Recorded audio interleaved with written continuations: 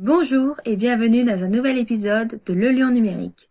Aujourd'hui, nous allons nous poser la question suivante: comment choisir le sujet de sa première formation en ligne?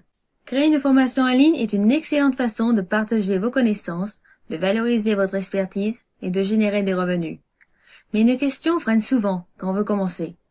Quel sujet choisir pour sa première formation?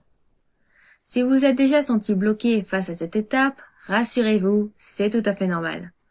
Le choix du sujet est une décision stratégique qui repose sur plusieurs éléments clés. Dans cette vidéo, vous allez découvrir comment identifier le bon sujet de formation, celui qui correspond à la fois à votre expertise et aux besoins de votre audience. Avant même de penser au contenu, commencez par vous poser une question essentielle. À qui s'adresse votre formation? Une erreur courante est de vouloir s'adresser à tout le monde. Or, une formation efficace est conçue pour un public précis avec un besoin clair. Posez-vous les bonnes questions. Qui souhaitez-vous aider? Quels sont les problèmes ou blocages récurrents de votre audience?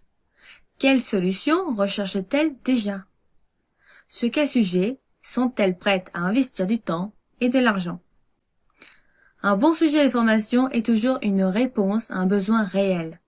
Si vous n'êtes pas certain des attentes de votre cible, interrogez votre communauté, observez les discussions sur les réseaux sociaux ou analysez les commentaires sous les contenus liés à votre thématique. Ensuite, identifiez l'expertise que vous souhaitez partager.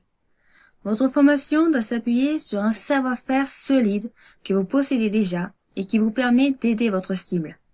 Faites donc l'inventaire de vos compétences. Dans quel domaine avez-vous de l'expérience? Quelles sont les connaissances que vos proches, vos collègues vous demandent souvent?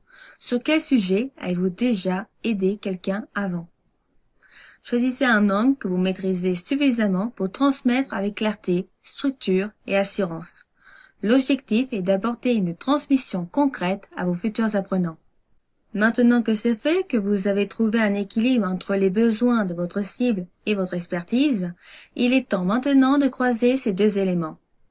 Ce croisement, c'est le cœur de votre sujet de formation. Votre cible rencontre un problème spécifique. Vous détenez les compétences pour l'aider à le résoudre.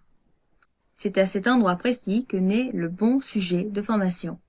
Il ne suffit pas de parler d'un sujet qui vous passionne, encore faut-il que ce sujet intéresse réellement votre audience et réponde à une demande.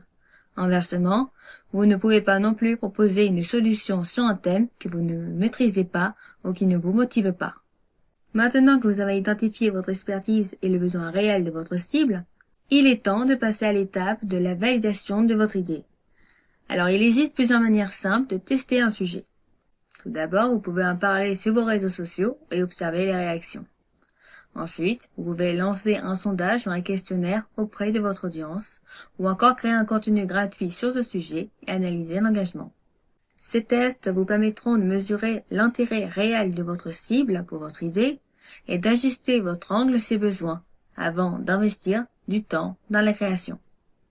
Vous l'aurez compris, le choix du sujet est la première étape pour créer une formation en ligne réussie. Il repose sur un équilibre subtil entre votre expertise et les attentes de votre cible. Ne cherchez pas le sujet parfait, cherchez le sujet utile, concret et actionnable. Prenez le temps d'analyser, de tester et d'affiner votre idée avant de passer à l'étape suivante. J'espère que cet épisode vous a plu. Pour aider à faire connaître cet épisode, n'hésitez pas à laisser un pouce bleu, à le partager et à laisser un commentaire. Dites-moi ce que vous en avez pensé du sujet du jour, si cela vous a été utile et pourquoi. Votre soutien est précieux et m'aide énormément à développer et améliorer ce format.